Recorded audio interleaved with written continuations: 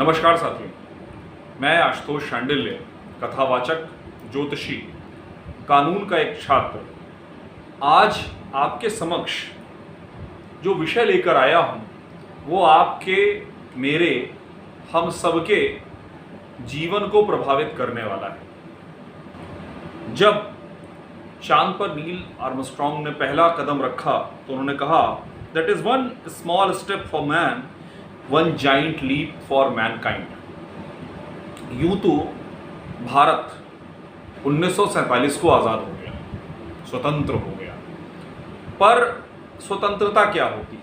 अगर हम समझें कि स्वतंत्रता क्या होती है तो उसमें सबसे महत्वपूर्ण होता है अपने आप को गवर्न करने का, अपने आप को चलाने के नियम बनाने की स्वतंत्रता, जिसे हम कह सकते हैं अपना कानून बनाने की स्वतंत्रता। थ्योरेटिकली वी फाउंड इट, सैद्धांतिक रूप से हमें वो मिल गया था, पर व्यवहारिक रूप से क्या हुआ? व्यवहारिक रूप से आज भी हम, हमारा क्रिमिनल जस्टिस सिस्टम, हमारा सिविल जस्टिस सिस्टम आज भी अंग्रेजों द्वारा बनाए हुए कानूनों को फॉलो करता है, जिसमें सबसे महत्वपूर्ण है आईपीसी, सीआरपीसी और CPC and obviously Indian evidence act. इसमें से जो तीन क्रिमिनल जस्टिस सिस्टम को संभालने वाले कानून हैं, यानी आईपीसी, सीआरपीसी और इंडियन एविडेंस एक्ट, ये तीनों के तीनों कानून अंग्रेजों द्वारा बनाए गए थे। कब बनाए गए थे? ये तीनों कानून लॉर्ड मैकॉले द्वारा मुख्य रूप से डिजाइन किए गए थे, बनाए गए थे। 1836 से 40 के बीच में इनको दिया गया। जब वायसराय के पास ये कानून विचार के लिए रखे गए, उसी बीच 1857 की पहली क्रांति हुई। उस क्रांति के बाद अंग्रेजों ने हमारा दमन, शोषण और हमको अपना सदैव गुलाम बनाए रखने के लिए जिन कानूनों को इंट्रोड्यूस किया, जिन कानूनों को लागू किया, उसमें से ये तीन कानून सबसे ज़्यादा महत्वपूर्ण थे। क्यों? क्योंकि ये वो कानून थे जो तय करते थे कि हमारे ऊपर उनका राज परपेचुटी में सदैव बना रहे। आप ये समझें कि वो कानून, वो नियम जो आप अपने बच्चों के लिए बनाएंगे और जो आप अपने गुलामों के लिए बनाएंगे, उन दोनों में हमेशा ज़मीन आसमान का फर्क होगा। ये तीनों कानून गुलामों को गुलाम बनाए रखने के लिए बनाए गए। कहते हैं हमारे कांग्रेस के साथी कि कांग्रेस ने हमको आज़ादी दिलाई, लेकिन हमको अभी तक अंग्रेज़ों के बनाए इस कब्जे से बाहर निकालने का समय नहीं मिला। जवाहरलाल नेहरू जी को लेडी माउंटबेटन के साथ घूमने का समय था, राजीव जी को क्वातोची के साथ काम करने का समय था, बाकी छोड़िए दीजिए। सोनिया जी की बात नहीं करें तो अच्छा है, नहीं तो बुरा मान जाएंगे लोग। तो इनके पास समय नहीं था कि हमारे अपने जीवन, हमारे अपने जुडिशियल सिस्टम को किस तरह से रिफॉर्म किया जाए, किस तरह से सही दिशा और दशा दी जाए, इस पर काम करें। आदरणीय अमित शाह जी ने दिन भी कौन सा चुना है? खुदीराम बोस जी की पुण्यतिथि है वो। उसी दिन दादरा और नगर हवेली का विलय हुआ था। हम कह सकते हैं उस दिन भारत गणराज्य के पूर्ण होने की प्रक्रिया काफी हद तक पूर्ण हो गई। हालांकि मैं पूरी तरह से मानता नहीं, क्योंकि जब तक बांग्लादेश और पाकिस्तान वापस नहीं जुड़ जाएगा तब तक भारत नहीं होगा। बहरहाल, आइए इस कानून या कहीं इन कानून समूहों पर चर्चा करें। आप ये समझें कि एक तरह से हमारा जो पूरा क्रिमिनल जस्टिस सिस्टम है वो रिफॉर्म कर दिया गया है। आईपीसी, सीआरपीसी और एविडेंस एक्ट, यानी आईपीसी यानी इंडियन पीनल कोड, सीआरपीसी यानी criminal procedural code and Indian evidence act अर्थात भारतीय प्रमाण संहिता, साक्ष्य संहिता, इन तीनों को रिफॉर्म किया जाएगा। नाम भी बड़े अपने सही चुनते हैं हमारे अमित जी। शाह साहब ने जो आईपीसी का नाम रखा है वो अब तक दंड संहिता थी। दंड संहिता यानी किसी को दंड देने की प्रक्रिया। Usually when you choose a word it has its own connotations. अब ये भारतीय न्याय संहिता कहलाएगी। दंड और न्याय में सबसे बड़ा अंतर यह है कि न्याय इक्विटेबल होता है।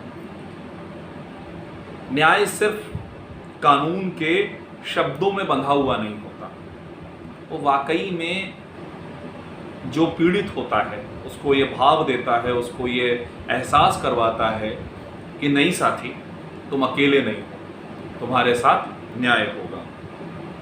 मैं मानता हूँ, मैं और मेरे जैसे बहुत सारे देशभक्त ये मानते हैं कि ये हमारी गुलामी की बेड़ियों के टूटने की शुरुआत है।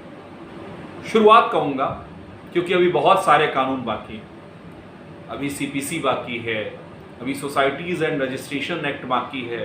वो भी 1857 के परिदृश्य में आया था कि भारतीय अपने लिए ऐसी संस्थाएं ना बना लें जो उनको आज़ादी दिला सकें या जो उनको विचार, सोच की आज़ादी दे सकें। तो साथियों, क्या क्या परिवर्तन होने वाला है?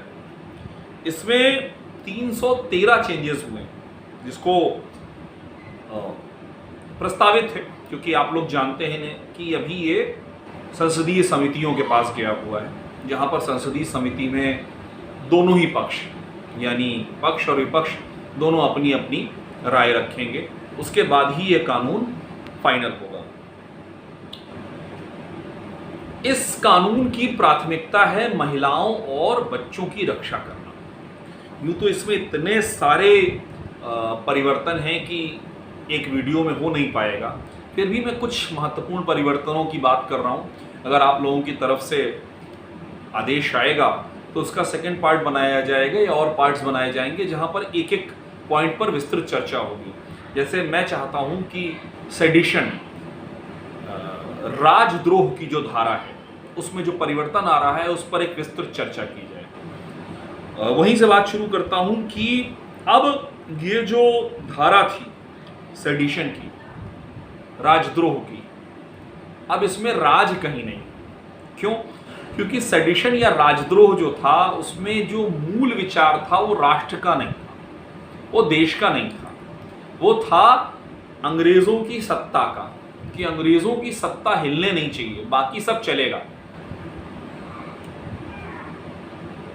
आप ये समझें कि इस आईपीसी में किसी व्यक्ति की हत्या की बात बहुत बाद में होती है। राज सत्ता, अंग्रेजों के ऑफिसर की सिक्योरिटी की, उसके खिलाफ विरोध करने पर दंड देने की चर्चा पहले होती है।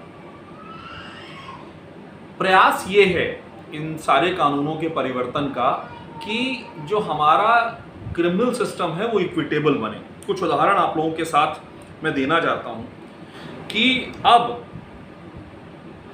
90 दिन के अंदर आपको एफआईआर होने के 90 दिन के अंदर आपको कोर्ट में अपना स्टेटस फाइल करना होगा। जो इन्वेस्टिगेटिंग ऑफिसर होगा उसके पास ये सुविधा नहीं होगी कि वो दिन 10 दिन 25 दिन 50 दिन तक उसको खींचता रहे। पीड़िता का बयान का रिकॉर्डिंग कंपलसरी हो जाएगा। गिरफ्तारी का सर्टिफिकेट देना मस्ट हो जाएगा।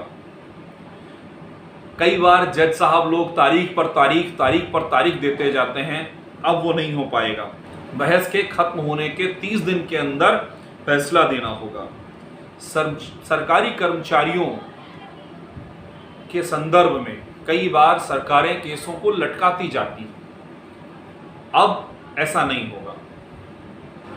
आपको सीमित समय में, निश्चित समय में परमिशन देनी होगी, वरना परमिशन ग्रांटेड हो जाएगी। साथियों, ऐसे बहुत सारे और विषय हैं जो मैं आपके साथ रखना चाहता हूं। प्रयास ये होगा कि अगली बार हम लोग जब मिलें तो इस पर लंबी चर्चा हो, लेकिन उसके पहले आपको मुझे ये बताना होगा कि क्या आप इस चर्चा को और आगे बढ़ाना चाहते हैं कि नहीं। सभी को जय श्री राम, वंदे मातरम।